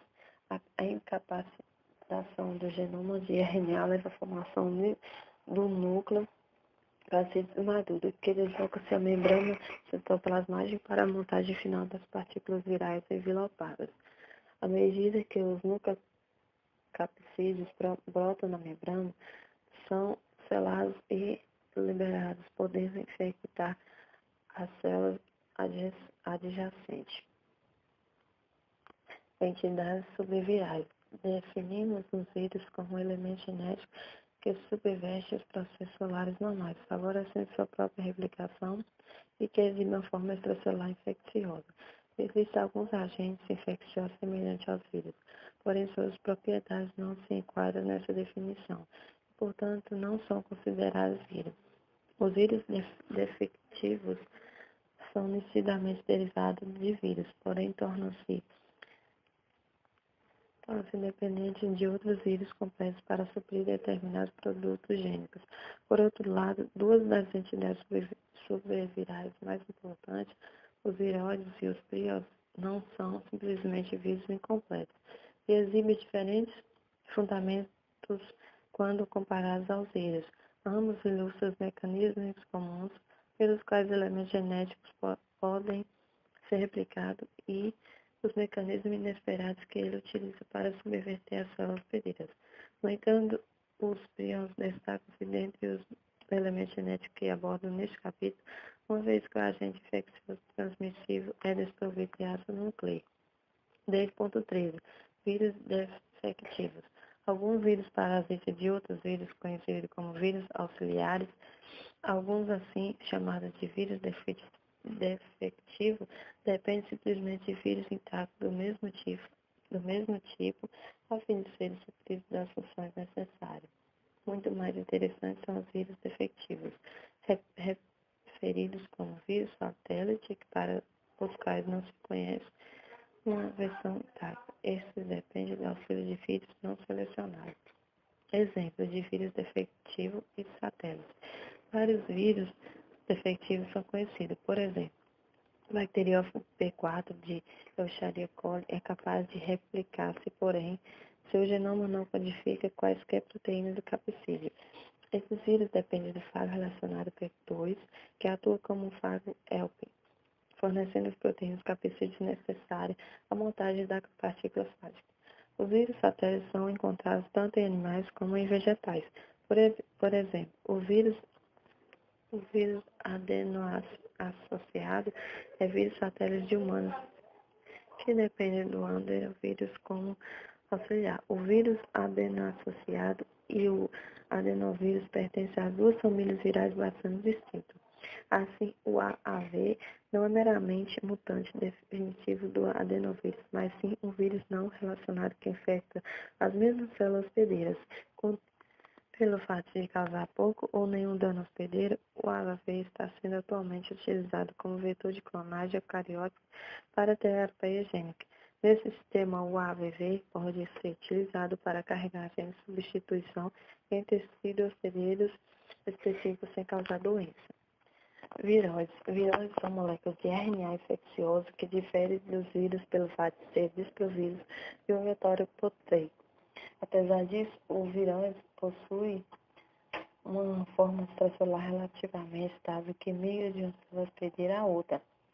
O viróide corresponde a pequenas moléculas circulares de fita de RNA fita simples, sendo os mesmos patógenos conhecidos. Eles variam em tamanho de 246 a 399 nucleotídeos e exibem considerável grau de homologia de sequência, sugerindo que possuam raízes evolutivas comuns. Os viróides causam importantes doenças em plantas e podem representar um grave impacto na agricultura. Alguns viróides bem estudados incluem os viróides candidatos do coco, os viróides da exotise cítrico e o viróide do tubérculo afiliado da batata. Não são conhecidos viróides que infectam animais ou procariotos. Estrutura e função do viróide.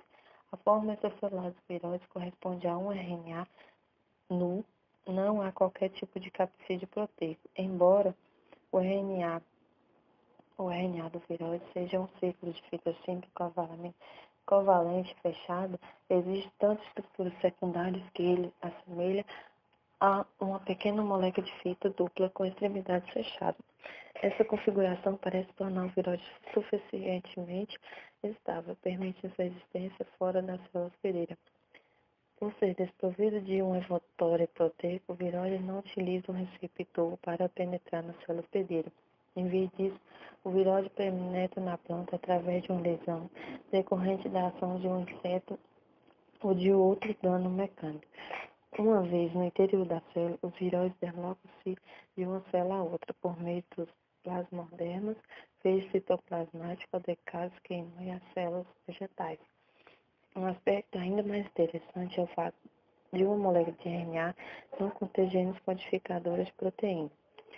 E dessa forma, os viróides se quase que totalmente dependentes das atividades do hospedeiro para sua replicação.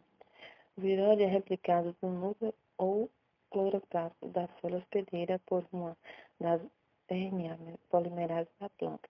Como resultado, na síntese de um RNA multimérico, consistindo em muitas unidades virosas ligadas pelas extremidades, o virose contribui com atividade em sua replicação. Parte do próprio virose recebe a atividade de ribosina.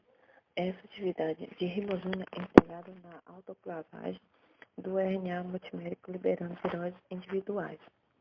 Doenças provocadas por virose.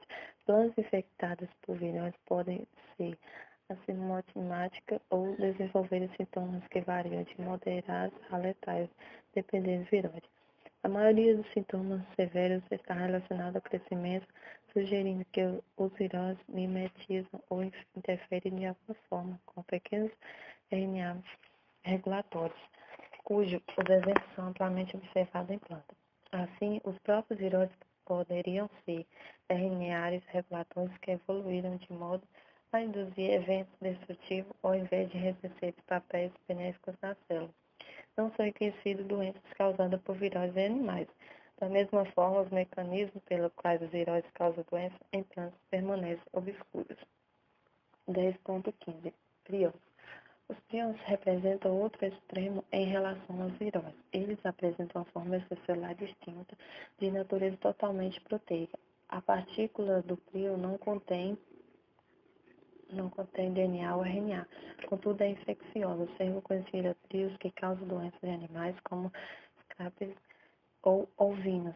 A encefalopatia esporangiforme no gado bovino, a doença debilitante crônica em cervos e alces em humanos. Não são conhecidas doenças causadas por prions. Em plantas, embora prions tenham sido encontrados em leveduras, coletivamente as doenças animais causadas por prions, conhecidas como encefalopatias ou esporangiformes transmissíveis. Em 1997, o cientista americano Steiner foi agraciado com o Prêmio Nobel de Fisiologia ou Medicina por seu trabalho, primeiro com doenças e com proteínas de prions. Em 1996, a partir do rastreamento da doença na Inglaterra, tornou-se evidente que o prion causador da BSE no gado bovino é também capaz de infectar humanos, resultando em um novo tipo de CJD, denominado CJD variante, uma vez que a transmissão ocorre a partir de produtos derivados da carne bovina contaminada. O CJV tornou-se rapidamente um problema de saúde mundial, com grande impacto na indústria de produtos de origem animal. A maioria dos casos de BSE ocorreu no Reino Unido ou em outros países da União Europeia, os quais foram associados a práticas alimentares não adequadas, nas quais suplementos proteicos obtidos a partir das carcaças processadas do gado bovino e ovino foram utilizados na alimentação de animais não infectados. Desde 1994, essa prática foi banida de todos os países europeus, resultando em uma redução dramática no número de casos da BSE. Até o momento, não foi observada a transmissão do TSE por outros animais domésticos, como suínos, galinhas ou peixes. Forma proteica do prion. Uma vez que os prions são desprovidos de ácido nucleico como proteína que se opõe é quantificada, a célula hospedeira contém um gene, prion, que codifica a forma nativa da proteína do prion, conhecida como PRP. Proteína celular do prion, que é encontrada em animais sadios, sobretudo em neurônios, especialmente no cérebro. A forma patogênica da proteína do prion é denominada de PRP, proteína priorônica do scrapie, porque o scrapie de ovelha foi a primeira doença causada por prions a ser descoberta. A forma patogênica da proteína priônica exibe sequência de aminoácidos idêntica àquela da PRP da mesma espécie, porém tem conformação diferente. As proteínas de prions de diferentes espécies de mamíferos exibem sequência muito similar, porém não idêntica. A suscetibilidade à infecção depende da sequência proteica com base em um mecanismo ainda não totalmente elucidado. Por exemplo, prios patológicos para vacas podem infectar humanos, embora com frequência muito baixa. Por outro lado, nunca foram observados prios patológicos de ovelhas que infectam humanos. Prios sadios consistem principalmente em segmentos em alfa-hélice, ou o passo que prios aberrantes exibe menos região em alfa-hélice e mais regiões em folha delta empregada. Isso provoca a perda da função normal da proteína priônica, a qual se torna parcialmente resistente a proteases e torna-se insolúvel, promovendo a agregação no interior da célula neural. Nesse estado, há o acúmulo de proteína priônica, iniciando-se sintomas neurológicos. Doenças causadas por prios é ciclo infeccioso do prio. Quando o prio patogênico penetra em uma célula hospedeira que representa uma proteína prional, ele promove a conversão da proteína PRP à proteína replicada. Assim, o prio aberrante não subverte as enzimas ou genes do hospedeiro. Como ocorre no caso do vírus, em lugar disso, o prio replica-se ao converter as proteínas priônicas normais já existentes na célula hospedeira à forma patogênica. À medida que os prios patogênicos acumulam-se e formam agregados insolúveis nas células cerebrais. Esse processo resulta nos sintomas da doença que são invariavelmente neurológicos e, na maioria dos casos, decorrente na destruição do tecido cerebral ou tecido nervoso relacionado. Não se sabe ao certo se a destruição do tecido cerebral resulta diretamente do acúmulo das proteínas priônicas agregadas. A proteína priônica normal atua na célula como glicoproteína da membrana citoplasmática e demonstrou-se que é necessária a ligação de prios patogênicos à membrana para que o sistema da doença seja desencadeado. Versões mutantes da proteína priônica patogênica capazes de ligarem a membrana citoplasmática da célula nervosa podem ainda agregar-se mais na causa da doença. A doença causada por prios ocorre por 3 mecanismos distintos, embora todos levem ao mesmo resultado. É uma doença priônica infecciosa, conforme descrito há pouco, a forma patogênica da proteína priótica é transmitida entre os animais ou humanos. Na doença priônica esporádica, o dobramento correto aleatório de uma molécula de PRNA ocorre em indivíduo normal e não infectado. Essa modificação é propagada da mesma forma que a doença priônica infecciosa, havendo eventualmente o acúmulo da forma patogênica da proteína priônica até o surgimento dos sintomas. Em seres humanos, esse processo ocorre em cerca de em cada indivíduo 1 milhão. Na doença priônica herdada, uma mutação do gene que codifica o prio gera uma proteína priônica que sofre a modificação para a forma causadora de doenças com maior frequência.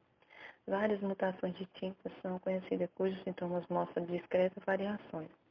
O que ocorre com a proteína com PRP-SCAP não encontra qualquer prioridade para alterar, a resposta é que não ocorre doença. Isso pode parecer surpreendente, mas lógico, considerando-se o mecanismo de replicação do prio. Camundongos modificados geneticamente que apresentam as duas cópias do gene PRNP rompidas e, portanto, não produzem PRNC, são resistentes à infecção por prios patogênicos. Curiosamente, tais camundongos também têm tempo de vida normal e não exibem distúrbios comportamentais evidentes.